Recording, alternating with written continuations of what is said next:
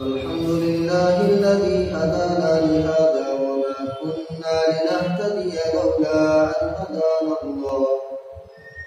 ونشهد أن لا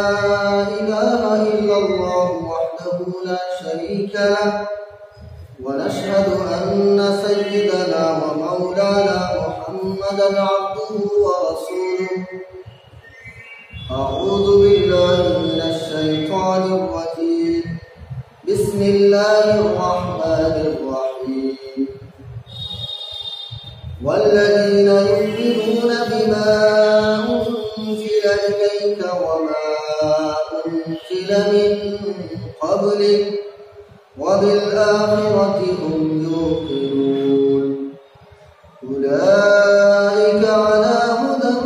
من ربهم وأولئك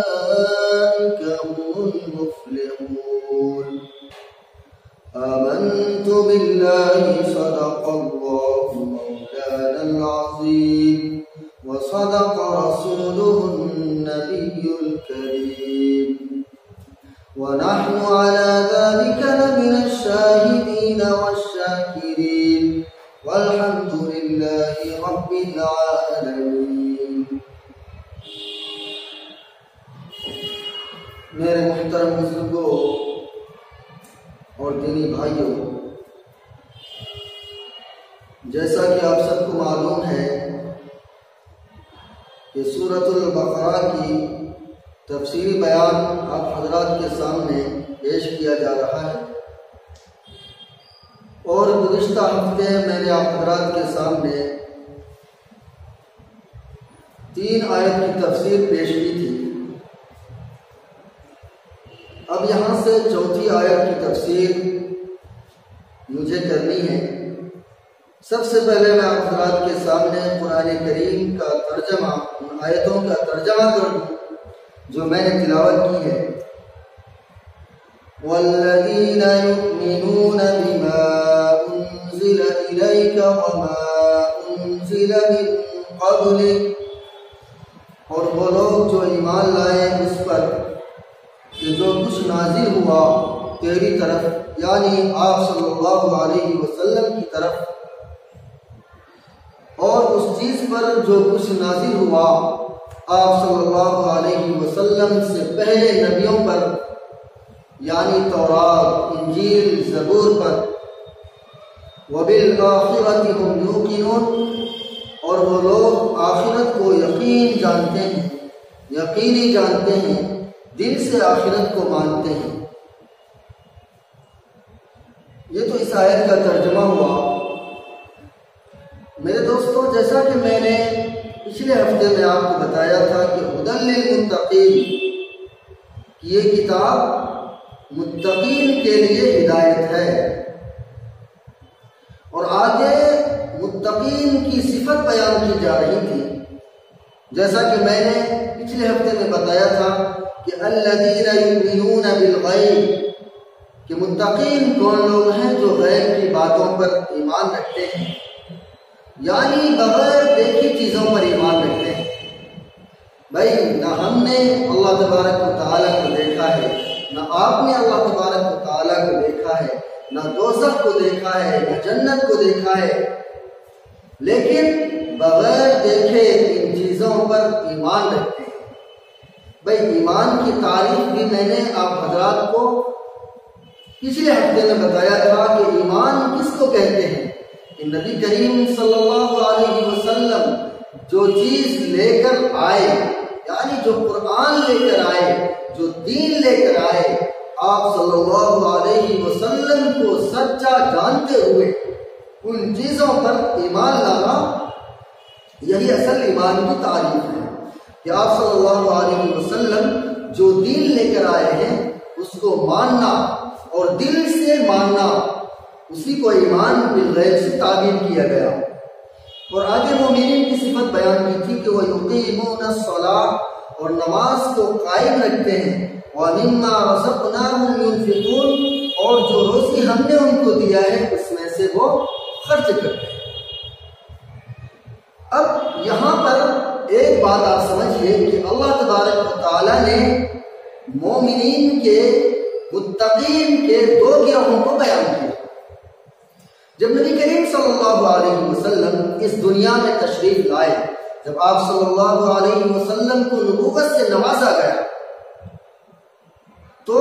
آپ صلی اللہ علیہ وسلم کے تشریف لانے کے وقت وہاں پر مومنین متقین کی دو گروہ تھے۔ ایک تو وہ تھے جو پہلے سے مشرک تھے، یعنی بتوں کو پوجنے والے تھے، بتوں کی عبادت کرنے والے تھے۔ تو بتوں کی جو لوگ عبادت کرنے والے تھے ان کے بارے میں تو پہلی آیت میں بیان فرمایا کہ وہ غیب کی باتوں پر ایمان رکھتے ہیں، نماز قائم کرتے ہیں، اور جو رزق ہم نے ان کو دیا ہے اس میں سے وہ خرچے کرتے ہیں۔ اب یہاں پر اس آیت میں اللہ تبارک و تعالی متقین اور مؤمنین کی اس گروہ کو بیان کر رہے ہیں جو پہلے اہل کتاب تھے، یعنی یہودی تھے، نصرانی تھے۔ پہلے ان کا ایمان ان کتابوں پر تھا، حضرت عیسیٰ علیہ السلام کو ماننے والے تھے، حضرت موسیٰ علیہ السلام کو ماننے والے تھے، تورات پر ایمان رکھنے والے تھے، زبور پر ایمان رکھنے والے تھے۔ لیکن جب نبی کریم صلی اللہ علیہ وسلم آئے اور آپ صلی اللہ علیہ وسلم نے ان کے سامنے ایمان پیش کیا، قرآن پیش کیا، تو ان لوگوں نے نبی کریم صلی اللہ علیہ وسلم کے قرآن کو مانا۔ اسی کے بارے میں اس آیت میں اللہ تبارک و تعالیٰ نے بیان کیا، اور ایسے لوگ اللہ تبارک و تعالیٰ کے وہاں دوہرا اجر پانے والے ہوں گے، ایک نہیں دو اجر ان کو ملے گا۔ اب میں آپ کو بتاؤں، بخاری اور مسلم میں ہے کہ آپ صلی اللہ علیہ وسلم فرماتے ہیں کہ 3 شخصوں کو دوہرا اجر ملے گا۔ کتنے شخصوں کو؟ 3۔ ایک تو وہ شخص جو اہل کتاب ہو اور وہ اپنے نبی پر ایمان لائے ہوئے ہوں، پھر نبی کریم صلی اللہ علیہ وسلم پر ایمان لے آئے، تو ایسا شخص اللہ تبارک و تعالیٰ کے وہاں دوہرا اجر پائے گا۔ کیونکہ بھائی دین کو چھوڑنا بہت مشکل کام ہے۔ آج میرے دوستو، ہم اور آپ قرآن پر ایمان رکھتے ہیں، قرآن کو مانتے ہیں۔ آج اگر کوئی شخص یہ کہے کہ قرآن کو چھوڑ کر کسی اور کتاب کی اتباع کرنا، تو یہ ہمارے لیے بہت مشکل کام ہو جائے گا۔ تو سوچئے کہ جو یہود اور جو نصارہ اس وقت اور کتابوں پر ایمان رکھتے تھے، جب ان کے سامنے قرآن کریم کو پیش کیا گیا اور انہوں نے ان کتابوں کو چھوڑ کر قرآن کریم کے مطابق اپنی زندگی گزارنا شروع کیا، اللہ تبارک و تعالیٰ نے فرمایا اور اللہ کے نبی کے زمانے کہلوائی کہ ایسا شخص دوہرا اجر کا مستحق ہے۔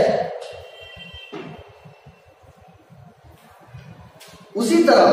حدیث کے اندر آتا ہے کہ دوسرا وہ شخص ہے کہ جو غلام ہو، اپنے مالک کی فرما برداری کرتا ہو اور پھر اپنے خالق کی بھی فرما برداری کرتا ہو، یعنی جو کام ان کا مالک انہیں بتائے اس کام کو وہ کرے، لیکن جس وقت نماز کا وقت آ جائے فوراً نماز کے لیے چلے جائے، روزے کا وقت آ جائے تو روزہ رکھ لے، اور جتنے دینی مسائل ہیں ان تمام امور میں اپنے مالک کی بھی موافقت کرے اور اللہ تبارک و تعالیٰ کے حکم کی بھی مطابق اپنی زندگی گزارے۔ ایسے غلام کو بھی اللہ تبارک و تعالیٰ کے وہاں دوہرا اجر ملے گا۔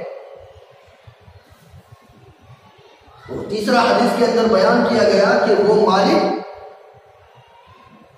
جس کے پاس کوئی باندی ہو، اس نے اس باندی کی بہت اچھی پرورش کی ہو، اچھی پرورش کرنے کے بعد اس کو آزاد کر دیا گیا ہو، آزاد کرنے کے بعد پھر اس باندی سے وہ نکاح کر لے، ایسے مالک کو بھی اللہ تبارک و تعالیٰ کے وہاں دوہرا اجر ملے۔ تو میرے دوستو، اس آیت میں اللہ تبارک و تعالیٰ نے یہود اور نصارہ کے بارے میں فرمایا کہ وہ لوگ جو اس کتاب پر بھی ایمان رکھنے والے تھے اور قرآن کریم پر بھی ایمان رکھنے والے تھے۔ دوسری جگہ آیت میں ارشاد ہے کہ یا ایھا الذین آمنوا باللہ ورسولہ والکتاب الذی انزل علی رسولہ والکتاب الذی انزل من قبل، کہ ایمان والو تم ایمان لاؤ اس کتاب پر جو اللہ کے نبی علیہ الصلوۃ والتسلیم پر اترا، اور ان کتابوں پر بھی جو آپ سے پہلے نبیوں پر اترا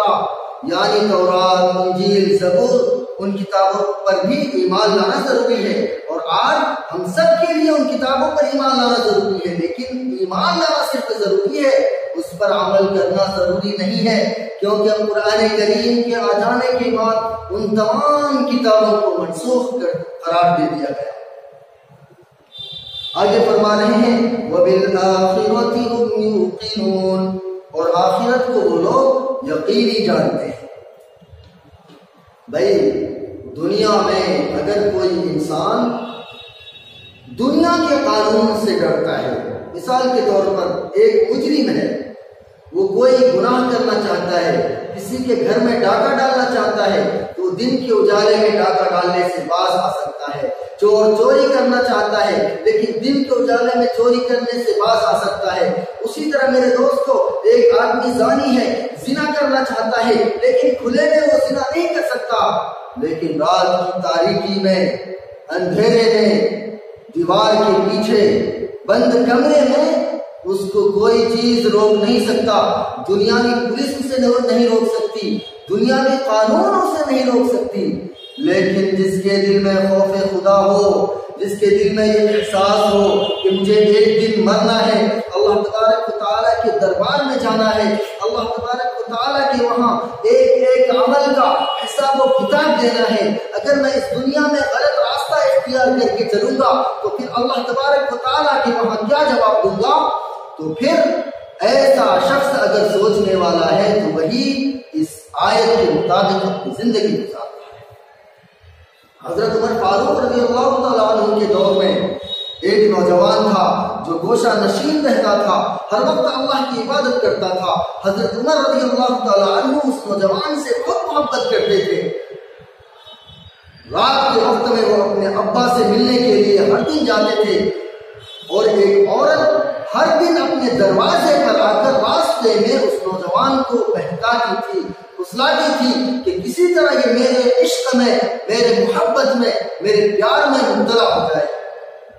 ایک دن ایک رات وہ نوجوان اسی طرح عبادت کر کے حسب معمول اپنے باپ کے گھر کی طرف نکلتا ہے، تو بیچ راستے میں وہ عورت اس نوجوان کو بہکاتی ہے۔ بھائی انسان ہی تو ہے، اب انسان شیطان کے بہکاوے میں آ سکتا ہے، وہ نوجوان تھا وہ بھی شیطان کے بہکاوے میں آ گیا۔ جیسے ہی اس عورت نے پھسلایا، یہ نوجوان اس عورت کے پیچھے ہو لیا۔ اب وہ عورت اپنے گھر کے اندر اور یہ نوجوان اس کے گھر کے دروازے پر قدم بڑھانا ہی چاہتا تھا کہ اس کے دل میں یہ آواز آئی کہ ان الذین اتقوا اذا مسهم طائف من الشیطان تذکروا فاذا هم مبصرون، کہ جو لوگ اللہ تبارک و تعالیٰ سے ڈرنے والے ہیں، جب ان کو شیطان بہکاتا ہے تو اس وقت اللہ کو یاد کرتے ہیں، فوراً غش کھا کر زمین پر گر پڑا۔ اس عورت نے دیکھا کہ یہ نوجوان تو میرے سر ہو گیا، اب اس کا کسی طرح انتظام کرنا چاہیے۔ اپنی باندھی کو بلایا، اس نوجوان کو اٹھا کر اس کے ابا کے دروازے پر چھوڑ آئے۔ اب وہ نوجوان اپنے ابا کے دروازے پر لیٹا ہوا ہے۔ ان کے والد صاحب انتظار کرتے کرتے کافی رات ہو گئی۔ جب رات میں دروازہ کھولا تو دیکھا کہ وہ نوجوان دروازے کے دہلیز پر پڑا۔ باپ کو بہت افسوس ہوا، اس نے منہ میں پانی ڈالا، کسی طرح اس نوجوان کو جگایا۔ اب اس نوجوان کو جب ہوش آیا تو اس نے پورا واقعہ اس عورت کا اپنے والد کو بتایا، اپنے خاندان کے لوگوں کو بتایا۔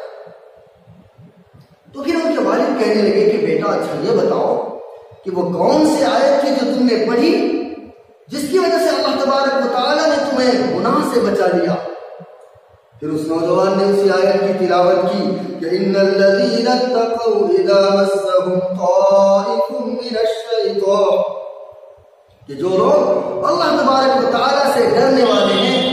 جب شیطان ان کو بہکاتا ہے، جب شیطان ان پر قبضہ ہونا چاہتا ہے، تو وہ اللہ تبارک و تعالیٰ کو یاد کرتے ہیں۔ اب جیسے ہی اس نے اس آیت کی تلاوت کی، وہیں پر غش کھا کر گر پڑا۔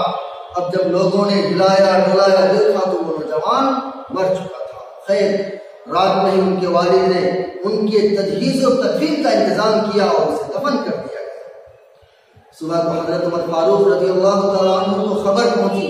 حضرت عمر فاروق رضی اللہ تعالیٰ عنہ اس نوجوان کے گھر جاتے ہیں